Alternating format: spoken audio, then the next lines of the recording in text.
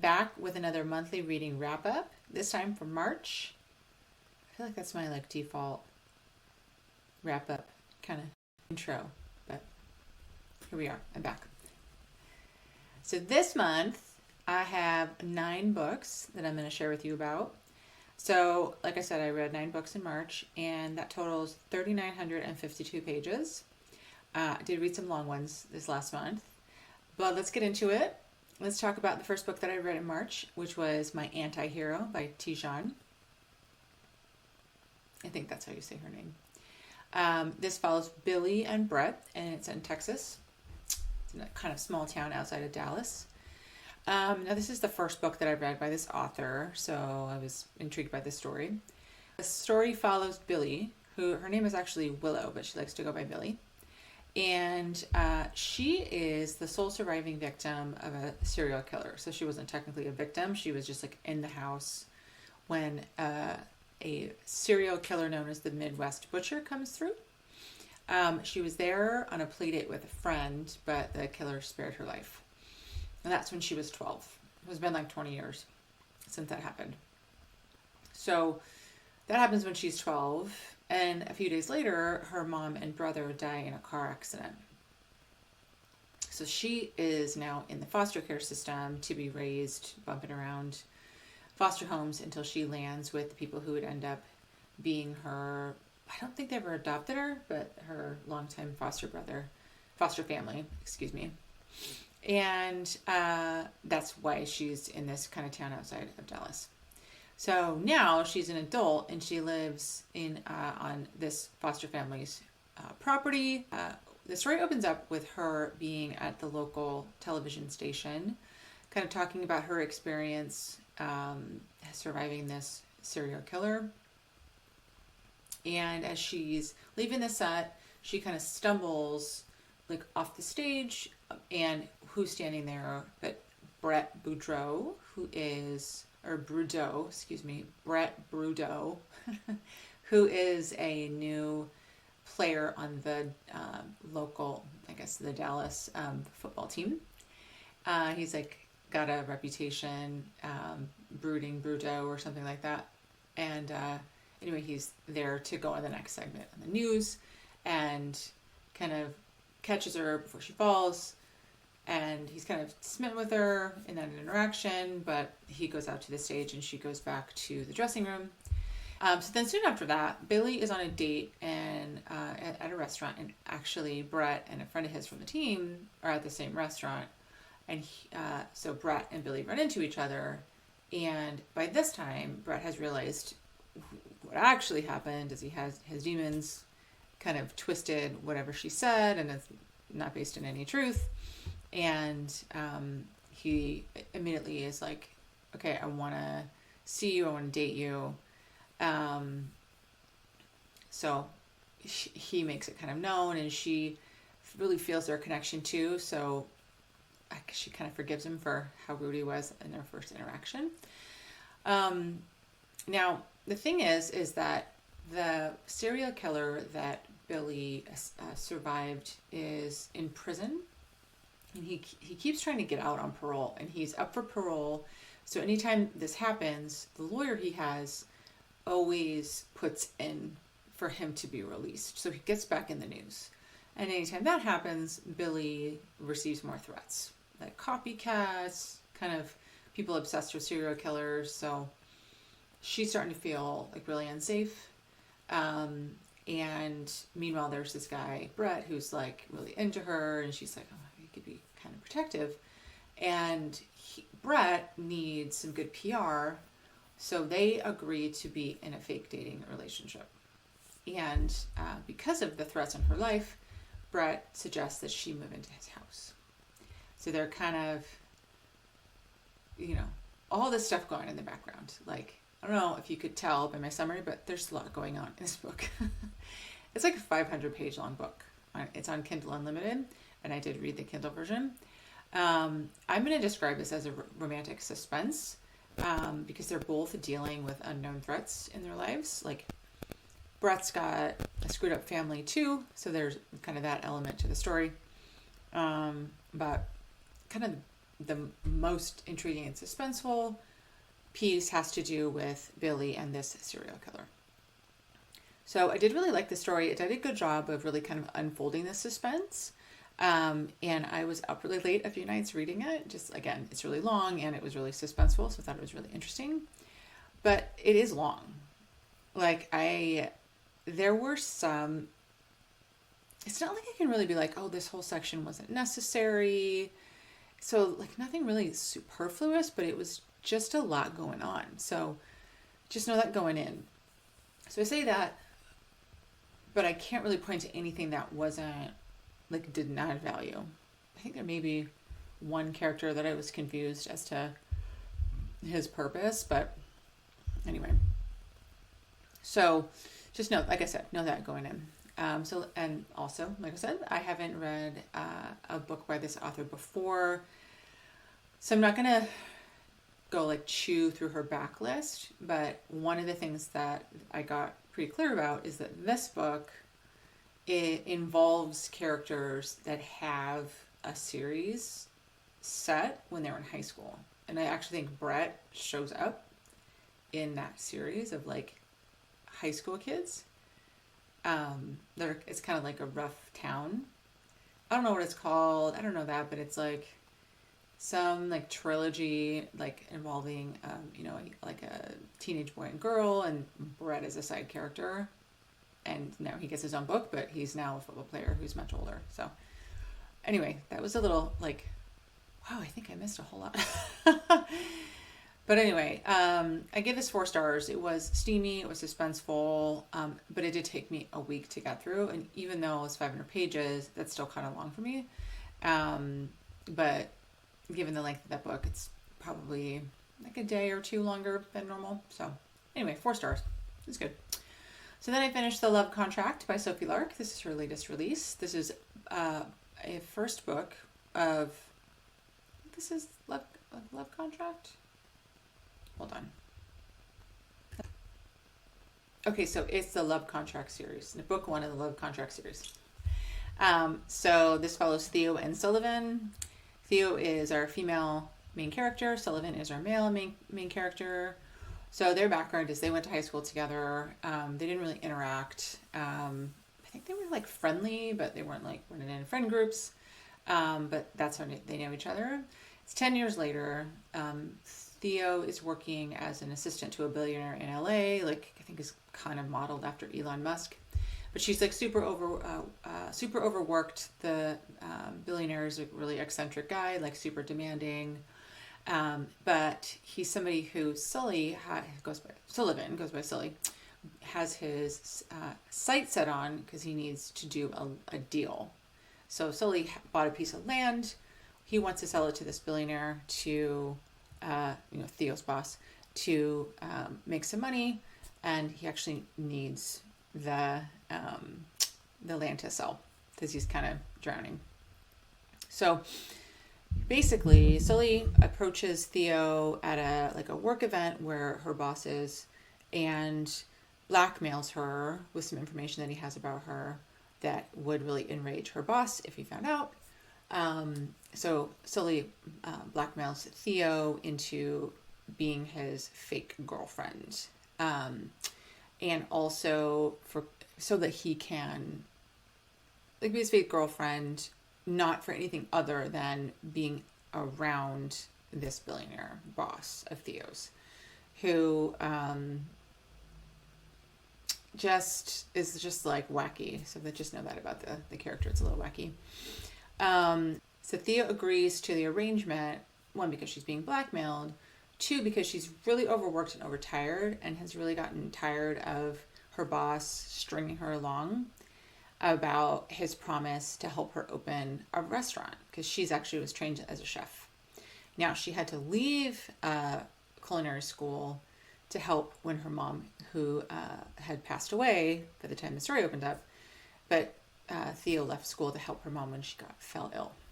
So she's got the secret to keep him from her boss. Sully is dangling it over her. There. And the thing is, for whatever there's something that's going on with Theo's apartment. So she needs somewhere to stay while it's being fumigated. And so she ends up staying at Sully's house. And this is where we meet Sully's brother and dad, who are going to get their own books. Brother is an actor. Dad is a former stuntman. And they are all still suffering in their grief from the loss of, Sully's mom. And Merrick, I think, is the father's name, his wife. So their house is kind of in shambles. Father's kind of drinking himself to death. Brother is off shooting a movie. And so they're just kind of all kind of hanging on by a thread. But I think those books are going to be interesting. I'm looking forward to those. Theo and Sully's relationship I thought was interesting.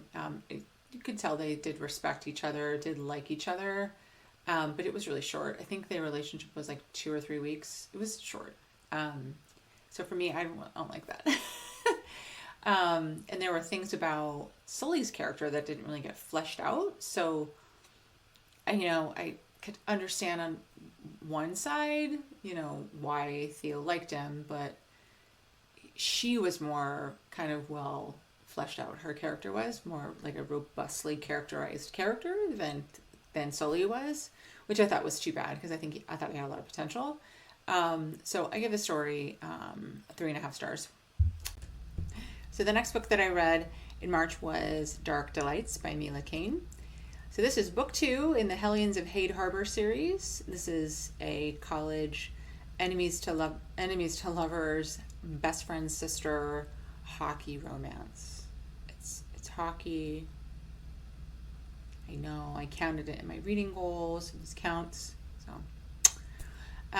So the story follows Eve and Beck.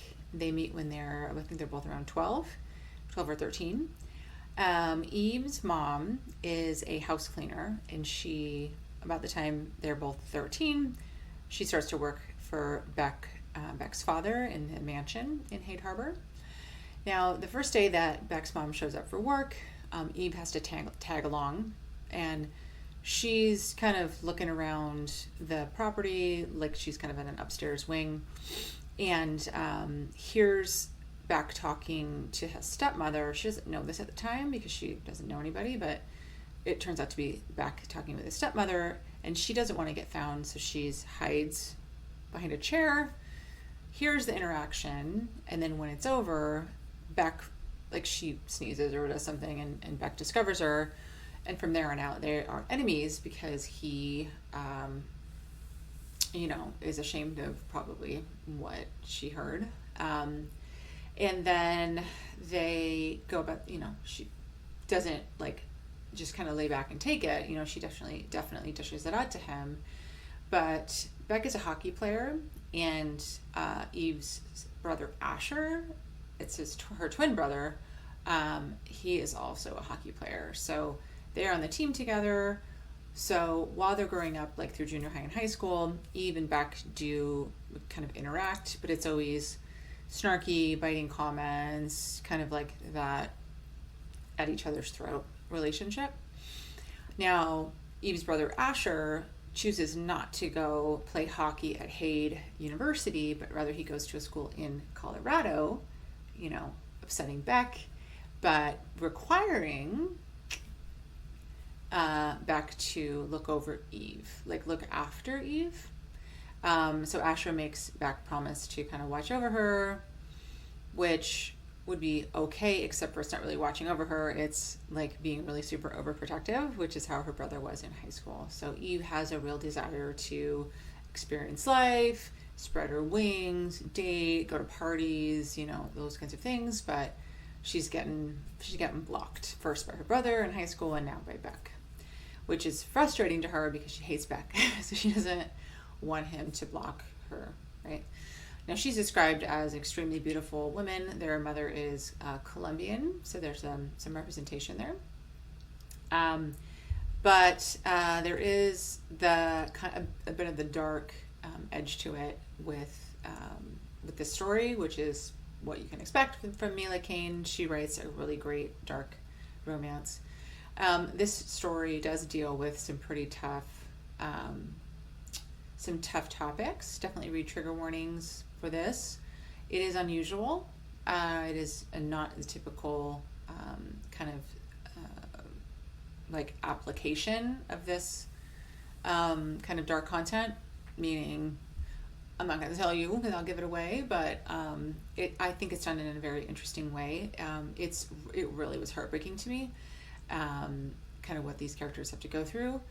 But it is through, there's also, I'm going to talk about this book a lot. So I just really liked it. That's why I'm like so excited. But there was a snafu in the dorm. So it's also forced proximity because Eve almost doesn't have a dorm room. There was a snafu in whose dorm room should have gotten canceled because her brother initially was going to go to Hayden University, canceled to go to Colorado, but there was a mix-up and her room got canceled and there's no space in that special dorm. So it turns out the hockey team is like, yeah, you can stay here. Beck's father is a benefactor, and so he can kind of pull some strings and is like, yeah, you're going to stay in the room with me. At this point in the story, Beck is pretty well obsessed with her, wants to like punish her. So it's one of those kind of bully enemies to lovers kinds of things, but it's a good book. I really liked it. I really liked this story. I think I give this one 4.5 stars. I like this one a little bit better than the first. Bad Intentions was the first book in the series. I did like this one a little bit better. Like I said, it does deal with some tough stuff, so definitely check trigger warnings and decide if you want to go there or read the book. Okay, then the next book that I finished in March was Jump on 3 by Julia Wolf. This is book 3 in the Savage Academy series. Now this is a boarding school like setting, right? So you guys, I said I didn't want to read a bunch of high school. But I counted this series and I was like, asterisk, there's some ones I'm going to read. And if I didn't say it in that video, I had it in my mind, so it counts. Okay. So this is a bad boy, good girl academy romance. Like I said, it's set in a boarding school. So all of these kids are coming from super wealthy families. There's multiculturalism. So our story follows Ivan, who is from Russia, and Evelyn. Yes, her name is Evelyn. And she and her sister are twins, and they are from Greece. Now, I think they are at this academy. It's their last year, so everybody's 18. Keep your, you don't have to clutch your pearls so much, right? So they're 18, and they're both on the swim team. Now, Evelyn is autistic. She's on the autism spectrum, and Ivan is taken with her, but there's a wrinkle, because if you recall from These Two Wrongs, the previous book in the series, Evelyn's sister Delilah had a crush on Ivan, and Ivan was friendly with her, study partners with her, but made it known that he wasn't interested in her like that, because the whole time he's interested in Evelyn. So that's something that they have to work through, but they do. And the way that their relationship unfolds is really, really special, really unique. He's so patient and he's so into her, so taken with her. He's so interested in learning about her, that her quirks and kind of her neurodivergentness is something that he becomes really interested in learning and being sensitive to, and kind of making things comfortable and easy for her. So it's just so unique and special. You guys, I really love this author. I think her work is so thoughtful, and you should read it. It's awesome. So I gave this one 4.5 stars. There's swimming, they bond over EDM, and they really build this friendship before anything physical happens. So I just really enjoyed reading it. So like I said, 4.5 stars. Okay, so then I read My Dark Desire by L.J. Shen and Parker S. Huntington. This is an enemies to lovers romance, and this is a take on Cinderella. I think it's actually a pretty faithful kind of retelling of Cinderella, modernized. So the story follows Pharaoh and Zach. Pharaoh is a young woman who owns a house cleaning business with her stepmother. Her father has passed away. Her two stepsisters, I guess, also technically are part of the business, but they don't really work or do anything, so that's why I say technically. And Zach is a extremely eligible bachelor. This is all set in Potomac, Maryland, which, if you know, you know. It's a suburb of DC. He's a Chinese billionaire. I think he was raised in the U.S., but his family's Chinese. So that was cool. There's representation there. There's, I don't know how faithful the kind of representation of some of the parts of Chinese culture that are represented here are. Like, I don't know enough about it to be like, oh, this is right or if this is wrong. I don't know. I just thought it was interesting. Anyway, that's neither here nor there. So Zach is the most eligible bachelor. His father passed away when he was 12 in a very gruesome way. It's left him very, like he was with his father when his father passed away. It was very gruesome, like I said, and it left Zach very traumatized and hesitant to be touched, so he doesn't like physical touch. Pharaoh's father died, I think, probably a year or two prior to the story, and the stepmother starts selling all of his art that he'd been collecting. Now, she sold a jade necklace that Pharaoh had kept in her night drawer. It was very precious to her. And so there's a party at Zach's mansion. Pharaoh crashes it and is intent in taking it back because it's like her necklace, right? So this is how they meet. It's the necklace is in her room. It's kind of like a study. And she's in there, she's looking at it, she's like trying to kind of score a hole in the glass so she can remove the latch and take the necklace out, but she doesn't get very far, and Zach comes in the room and is like, what are you doing? And then she pretends like, oh, I'm just looking at your lovely study, it's great. He's really taken with her, but he clues in that she's there to rob him or like crash the party. So the night ends with him chasing her out of the house onto the grounds, and she loses a shoe.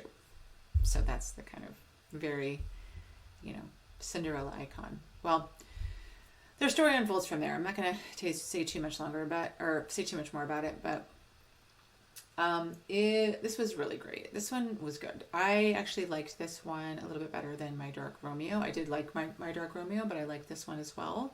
I really like Parker S. Huntington's writing, and I think that she had a lot to do with this story.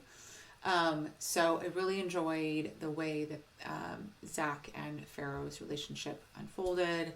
I thought Pharaoh was a very interesting character. I thought she was a tough chick. I thought she knew her mind. I thought she was very principled, and yet she did allow herself to open herself up to Zach. Zach was very complicated. I felt, really terrible for the trauma that he endured. But, ultimately they do have their HEA. But the kind of journey to get there is, I did really enjoy that. So I give this one 4.5 stars. Okay, so then the next story that I finished in March is If You Hate Me by Helena Huntington. This is a brother's best friend hockey romance. Okay, so this is set in Vancouver. Was it Toronto? It's Toronto. That's right. This one's set in Toronto.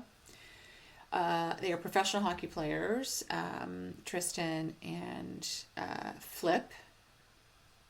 Okay, I think this is accurate, like in the kind of names and how Canadians do it. Because Tristan is our hero, Flip, or Philip, is the brother of Rix, whose name is Beatrix, but she goes by Rix.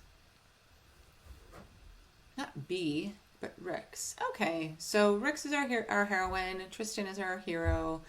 Flip is Rix's brother. Now, Tristan and Flip are roommates.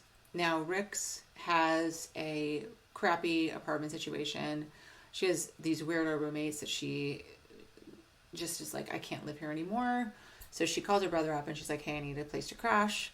So the only room they have available is this like loft area that has a futon. So she's sleeping in like an open loft. And at the same time, as Rix is fleeing her apartment, she is also quitting her job. She is an accountant. So it turns out Tristan and Flip really are ladies' men. They go through the Puck Bunnies quite a lot. Oh yeah, this is another hockey book. Okay. So I'm now down to 7 books hockey books that I can read for the rest of 2024. We're in March. Okay. Well, we're technically in April, but okay.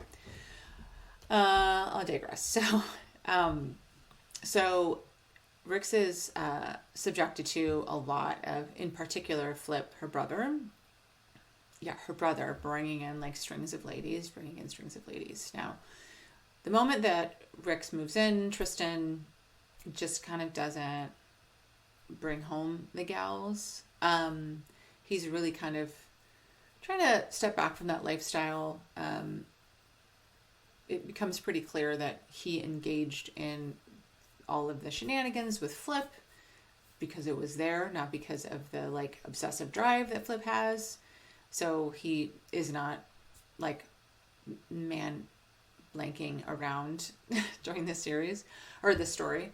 But basically there's a lot of interactions that Tristan and Rix have while Philip isn't there or Flip isn't there. And they start to, they bicker, they banter. They actually did grow up together too, so they have that kind of history together.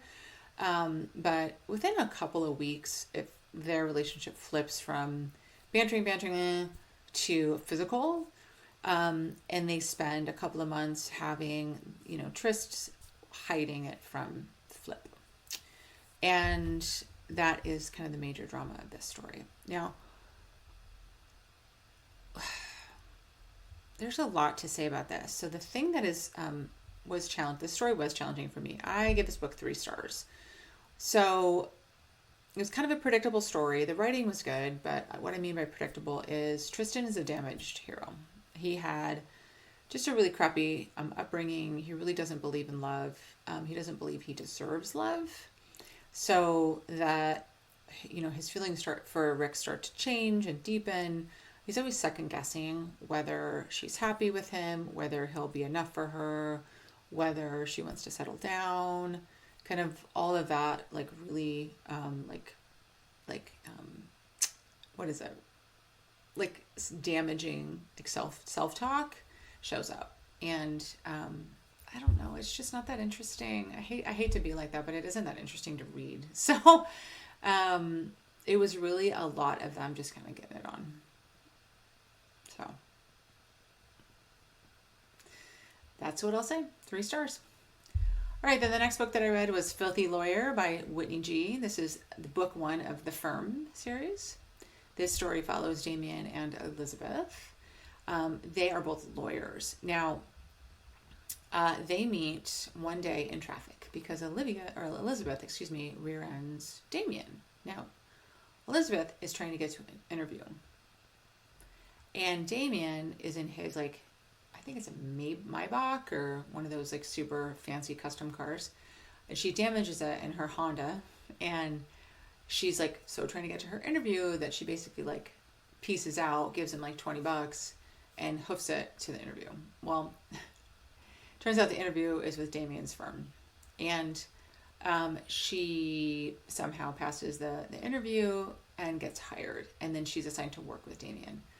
So their relationship starts combative. It's one of those firms that is a criminal defense firm. So she is I guess she's a Harvard law grad, but she's really steeped in the letter of the law, the good versus bad, kind of black and white world of the law. And Damien's really training her on being in the gray areas.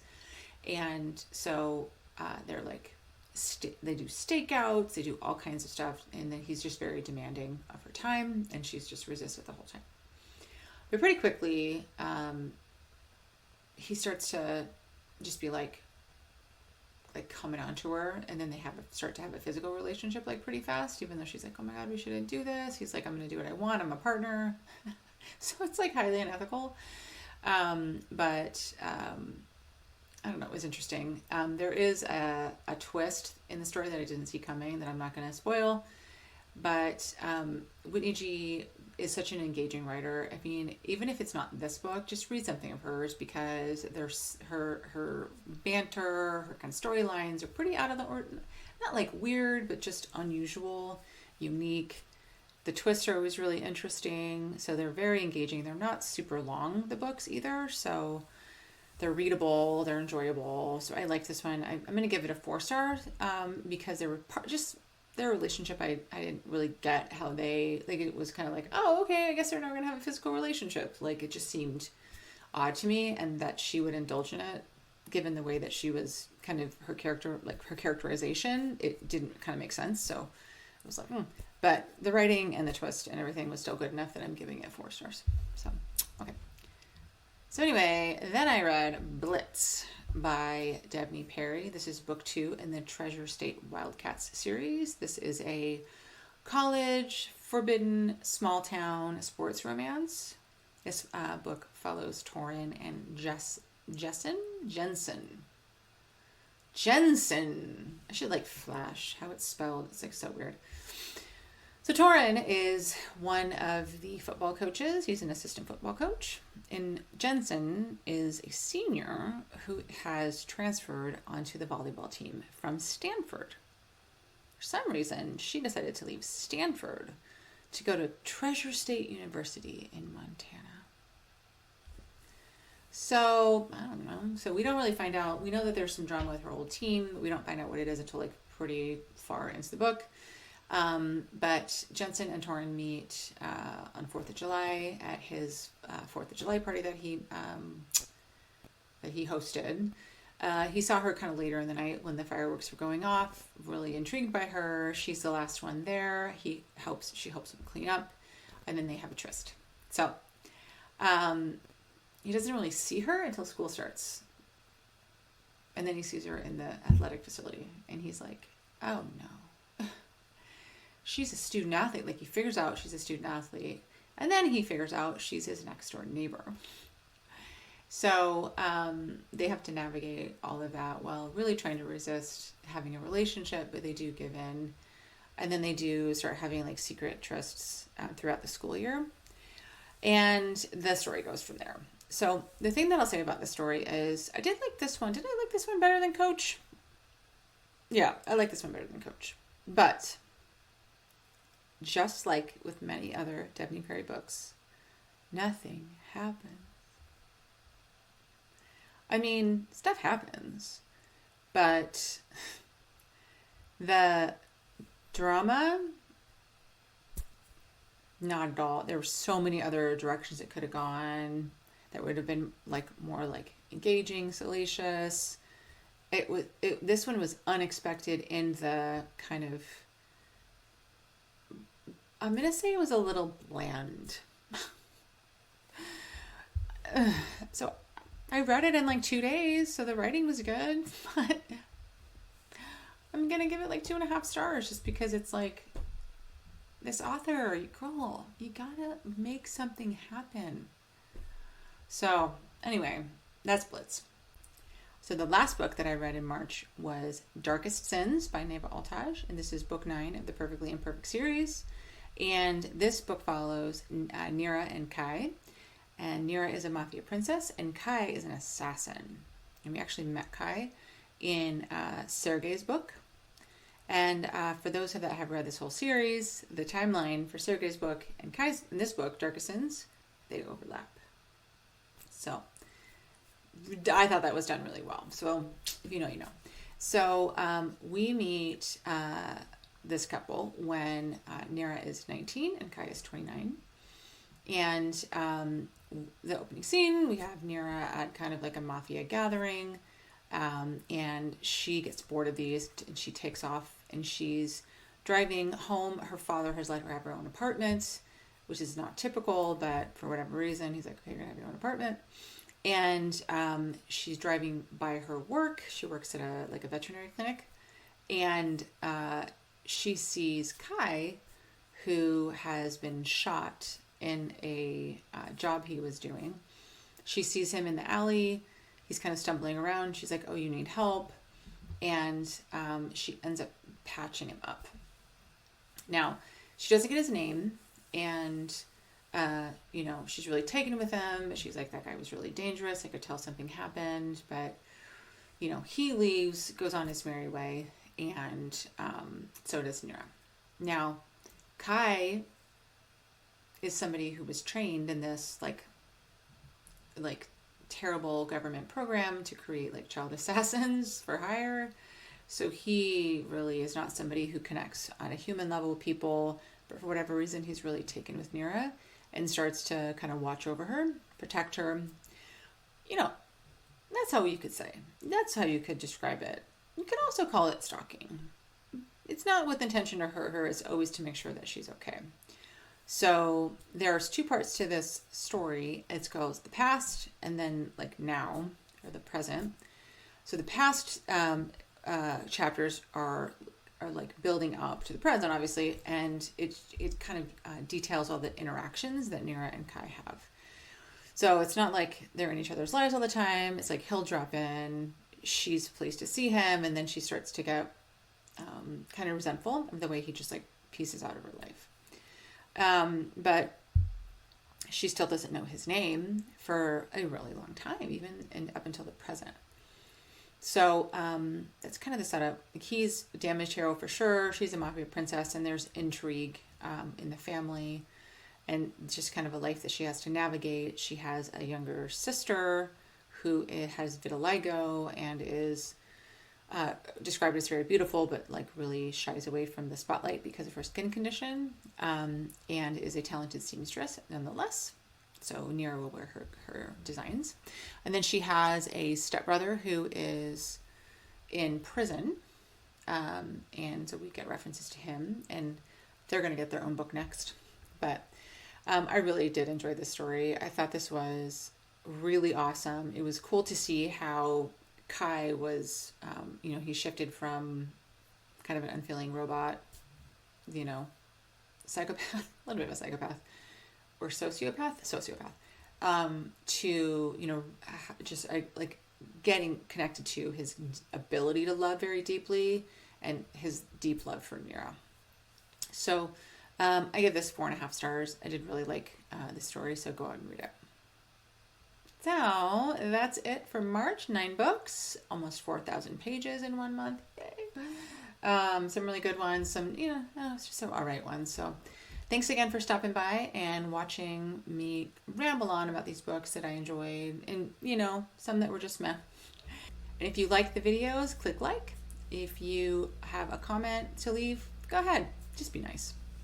And if you have any suggestions for books I should read or things I should check out, you can drop it in the comment as well. If there's anything that you want me to review, drop that in the comment as well. So thanks for watching, and as always, have a great night.